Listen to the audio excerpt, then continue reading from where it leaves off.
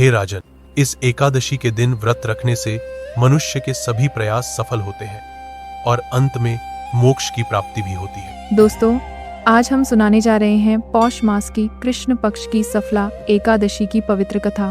यह कथा स्वयं भगवान श्री कृष्ण ने महाराज युधिष्ठिर को सुनाई थी। जब युधिष्ठिर ने एकादशी के वास्तविक महत्व के बारे में पूछा, युधिष्ठिर विनम्र होकर बोले, हे कृपानिधि, कृपया मुझे पौष कृष्ण पक्ष की सफला एकादशी की महान कथा सुनाइए। क्या सचमुच एक व्रत जीवन को सफल बना सकता है और पापों का नाश कर सकता है? श्री कृष्ण मुस्कुराए और बोले, सुनो राजन, यह व्रत अत्यंत पुण्यदायी है। जो मनुष्य इसे विधिपूर्वक करता है उसे जीवन के हर क्षेत्र में सफलता मिलती है और अंत में मोक्ष का परम फल भी प्राप्त होता है। कृष्ण आगे कहते हैं, प्राचीन काल में चंपावती नामक एक समृद्ध और विशाल राज्य था। उस राज्य पर राजा महिष्मत नामक एक पराक्रमी और धर्मनिष्ठ शासक का शासन था। राजा के 4 पुत्र थे, जिनमें सबसे बड़ा लुम्पक अत्यंत दुराचारी, क्रोधी और पापी स्वभाव का था। वह बुरी संगति में रहता और राजा की सारी संपत्ति दुष्कर्मों में नष्ट कर देता था। वह परस्त्रीगमन और वेश्याओं के साथ भी समय बिताता और भक्तों का अपमान करता। अंततः जब लुम्पक के पाप असहनीय हो गए, राजा ने उसे राज्य से निष्कासित कर दिया। लुम्पक अब जंगल में रहने लगा। वह रात को नगर के आसपास लूटपाट करता, दिन में जंगल में छिपा रहता। वह जानवरों का कच्चा मांस खाकर जीवित रहता। वह जिस स्थान पर रहता था वहां एक अत्यंत प्राचीन पीपल का वृक्ष था और पीपल भगवान विष्णु का निवास स्थान माना जाता है। पर लुम्पक को इसकी कोई जानकारी नहीं थी। पौष मास की दशमी की रात जंगल में भयंकर ठंड पड़ी। लुम्पक सारी रात ठिठुरता रहा और सो नहीं पाया। इसी कारण वह अगले दिन शिकार नहीं कर पाया। वह सिर्फ जंगल से फल बटोर कर ही ला पाया और इसलिए वह भूखा था।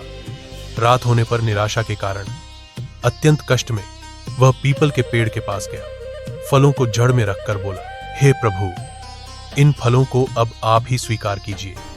ठंड की वजह से वह उस रात भी सो नहीं पाया। उसे पता भी नहीं था कि उस दिन सफला एकादशी थी। उसने पूरे दिन अन्न या मांस नहीं खाया।